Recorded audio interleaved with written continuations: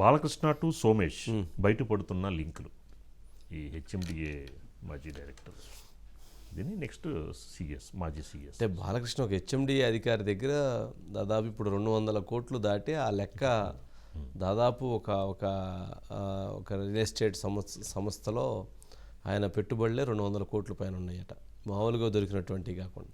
ఇవి కాకుండా ఆయన దగ్గర దొరికిన బ్యాంకు డాక్యుమెంట్స్లో దాదాపు 25 డాక్యుమెంట్స్ యొక్క లిస్టుని ఫైనల్ చేయలేకపోతున్నారంట. అది అంటే అన్ని డాక్యుమెంట్స్ మరి ప్రభుత్వం మారిన తర్వాత వేటు పడిద్దేమో అనేటువంటి భయం కూడా లేకుండా ఆయన ఎలా పెట్టుకున్నారో బాలకృష్ణ, అదొక ఆశ్చర్యకరమైనటువంటి అంశం. సరే, సోమేష్ కుమార్ మీద ఇప్పటికే ప్రభుత్వం వైపు నుంచి టోటల్ డేటాని సేకరించేశారు. టోటల్ డేటా వచ్చేసింది, వారు ఎక్కడెక్కడ ఏమేం చేశారు, ఎక్కడెక్కడ ఏమేంటి అనేది మొత్తం ఇప్పుడు డేటా ఉంది. వారిని ప్రభుత్వం కనుక ఒక్కసారి యాక్షన్ తీసుకోవాలి అని అనుకుంటే వెంటనే తీసుకోవడానికి కావాల్సినటువంటి రైట్స్ కూడా వాళ్ళ దగ్గర ఎవిడెన్సెస్ తోటి వచ్చేసినాయి. అయితే ఈ రెండు బయటికి కనిపిస్తున్నటువంటి తిమింగలాలు, ఇవి కాకుండా ఇంకా పెద్ద తిమింగలాలు వీళ్ళ చుట్టూతా ఉన్నటువంటి వారు చాలామంది ఉన్నారు. వాళ్ళందరి డేటాని సేకరించే పనిలో ముఖ్యమంత్రి కార్యాలయం ఆ అన్వేషణలో ఉంది, ఏసీబీ కార్యాలయం అన్వేషణలో ఉంది. ఆ ఇన్వెస్టిగేషన్ ప్రక్రియలో చాలామంది డేటాని ఇప్పటికే కనిపెట్టారట. ఎవరెవరు ఆస్తులు ఎక్కడున్నాయి అంటే ముఖ్యమంత్రి రేవంత్ రెడ్డి గారు కూడా ఆశ్చర్యపోయారంట. అదేంటంటే పొలిటీషియన్స్ కంటే కూడా అధికారుల ఆస్తులు చాలా ఎక్కువగా ఉన్నాయంట. రాజకీయ నాయకులు అంటే గతంలో అధికారంలో ఉన్నటువంటి రాజకీయ నాయకుల ఆస్తుల కంటే కూడా అధికారుల ఆస్తులు ఎక్కువగా ఉన్నాయంట. అంటే వారికంటే వీళ్ళు ఎక్కువ సంపాదించారు అనేటువంటిది ఆయనకి ఆశ్చర్యకరమైనటువంటి అంశంగా అనిపించిందట. సరే, మరి ఇవన్నీ రేపు ఎప్పుడైనా సరే బయటికి రావాల్సిందే కదా, ఆగేదైతే కాదు. మధు ఉన్నట్లున్నాడు. మధు, ఏంటి మొత్తానికి అనకొండలో ఎన్ని దొరుకుతాయి అంటావా, ఇంకేమన్నా తప్పించుకుంటాయి అంటావా, ఏంటి సార్? 10 సంవత్సరాల పాటు సోమేష్ కుమార్ వచ్చేసి చాలా కీలకమైనటువంటి పదవుల్లోనే పనిచేశారు. రైట్, ఆయన పనిచేసిన తర్వాత ఇక్కడ బ్లాక్ మనీ అనేటటువంటి ఒక పదం ఏదైతే ఉందో ఈ 10 సంవత్సరాలకు అటాచ్ చేయాలి సార్. ఎందుకు చెప్తున్నాను అంటే సోమేష్ కుమార్ రీసెంట్గా ఆయన మీద వచ్చినటువంటి అలిగేషన్స్ ఏవైతే ఉన్నాయో దానికి ఆయన సన్నిహితులతో మాట చెప్తూ కూడా నేను తన ఇల్లు ఏదైతే ఉందో ప్రశాసన్ నగర్లో ఉన్నటువంటి తన ఇంటిని అమ్మి ఆ డబ్బులతో భూములు కొనుగోలు చేశాను అనేటటువంటి మాటనైతే ఆయన చెబుతున్నాడు. రైట్, ఆయనకున్నటువంటి ఇంటి విలువ ఎంత?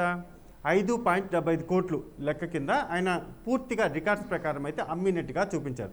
కానీ మొత్తం అమ్మినటువంటి విలువ 12 కోట్ల రూపాయలకు అమ్మారు. అంటే మిగిలినటువంటి 5.7 అంటే ఆల్మోస్ట్ ఆఫ్ వేసుకుంటే మాత్రము 6 కోట్లకు 6 కోట్లు అంటే ఎక్స్ట్రా బ్లాక్ మనీ 6 కోట్లు ఉంది. అంటే అఫీషియల్గా 6 కోట్లు చూపించినప్పటికీ అన్అఫీషియల్గా బ్లాక్ మనీ అనేది 6 కోట్లు చూపించారు. మరి అది 6 కోట్లు ఎక్కడున్నట్టు? అదొకటైతే శంషాబాద్లో ఉన్నటువంటి 100 ఎకరాలు బావమర్ది పేరు మీద కొనుగోలు చేశారు కదా, అది ఒకటి. రైట్, ఫార్మాసెజ్ ఆచారంలో ఉన్నటువంటి ఫార్మాసెజ్ ఏదైతే సార్, అక్కడికి ఒక ఫార్మాసెజ్ వస్తుంది అనేటటువంటి విషయాన్ని ముందుగానే సోమేష్ తెలుసుకొని అక్కడ ఉన్నటువంటి రైతులకి ఆ విషయాన్ని చెప్పకుండా 25 ఎకరాలు తన భార్య పేరు మీద కొనుగోలు చేశారు.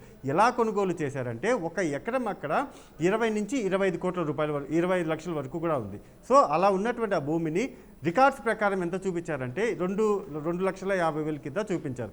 మిగిలిన డబ్బులంతా కూడా బ్లాక్గానే ఇచ్చారు. అంటే ఒక ఆఫీసర్గా ఐఏఎస్ ఆఫీసర్గా పనిచేసినటువంటి సోమేష్ దగ్గర ఇంత బ్లాక్ మనీ ఎక్కడి నుంచి వచ్చింది, ఈయనకు ఏ విధంగా సంపాదించాడు, ఎవరి ద్వారా సంపాదించారు, ఎవరి అండదండలతో సంపాదించారు అనేది ఇప్పుడు బయటికి రాబోతున్నటువంటి విషయం.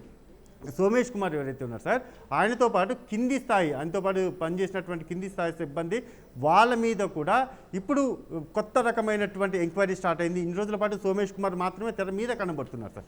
కానే కాదు, ఇక పైన ఆయనకు సహకరించినటువంటి నాయకులు, గతంలో ఉన్నటువంటి నాయకులు ఎవరైతే ఉన్నారో వాళ్ళు, అధికారులు అందరి చుట్టూ కూడా ఈ మొత్తం ఉచ్చైతే బిగించుకోబోతుంది. శివబాలకృష్ణకి సంబంధించి మనం చూసుకుంటే మాత్రం ఆయన సెకండ్ డే కస్టడీ ఏదైతే ఉందో ఈరోజు ఏసీబీ అధికారులు కస్టడీలోకి వచ్చారు. ఆయన కూడా విచారిస్తారు. మెయిన్ లాకర్స్ అన్మోరో ఆయన దగ్గర నుంచి ఆయన ఆస్తుల కంటే ఆయన ఎవరెవరికి ఎంత చేశారు అంటే నాయకులకు కావచ్చు, లేకపోతే ఇతర అధికారులకు కావచ్చు, మెయిన్ నాయకులు ఎవరైతే ఉన్నారు సార్, ఆ నాయకులకు ఎవరు చెప్తే చేశారు, వాళ్ళకి ఎన్ని కోట్ల లాభం వచ్చింది, మీకు ఎంత లాభం వచ్చింది అనే దాని మీదనే ప్రధానంగా దృష్టి పెట్టారు.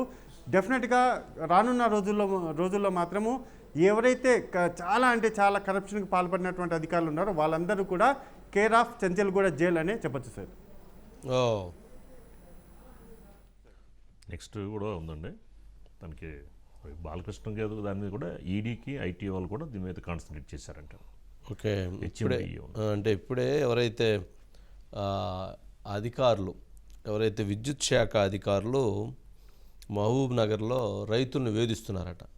ఆ రైతులను వేధిస్తున్నారన్న సమాచారం తెలుసుకున్నటువంటి ముఖ్యమంత్రి రేవంత్ రెడ్డి గారు ఇప్పుడు ఆ అధికారుల మీద వేటు వేశారంట. డైరెక్టర్ని అట్లాగే అక్కడ ఉన్నటువంటి ఎగ్జిక్యూటివ్ ఇంజనీర్ ఇద్దరి మీద యాక్షన్ తీసేసుకొని చర్యలు తీసుకొని డిస్కమ్ డైరెక్టర్ను ఉద్వాసన అదే ఎస్సీపై ఇద్దరిపై బదిలీ వేటు పడిపోయిందంట, ట్రాన్స్ఫర్ వెంటనే. అది ఎవరైతే వాళ్ళు కంప్లైంట్ చేసిన తర్వాత దాన్ని వెంటనే ఎంక్వైరీకి ఆదేశించడం, వెంటనే యాక్షన్లో కూడా వెళ్ళిపోయి తీసేసుకున్నారు. అట్లాంటి చర్యలు జరిగినప్పుడు ఏమైందంటే కొంత భయం ఏర్పడింది. ఎవరు పడితే అధికారులు ఎలా పడితే అట్లా ఇష్టానుసారంగా వేధించడం అనేటువంటిది ఆపివేస్తారు. కానీ అందులో ఉన్నటువంటి వాస్తవాన్ని తెలుసుకొని చేయటం కూడా అవసరం. అది మరి చూడాల్సిన అంశం. నెక్స్ట్